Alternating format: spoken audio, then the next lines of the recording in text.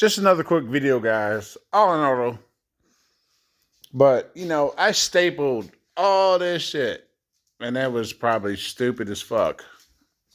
You know what's fucking 100? Double-sided Velcro, man. And it's fucking airtight. Airtight. Don't overstaple shit.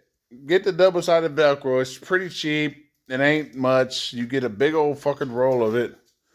I mean, you can get hundreds of feet of it for nothing. Like, all that shit's fucked up. I'm probably just going to tape that shit off. But, yeah, get that double-sided Velcro tape, man.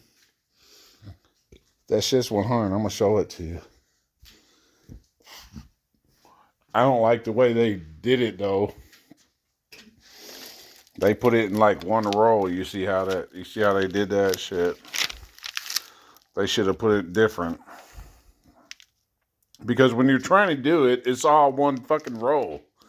It's not separate. They should have made it separate.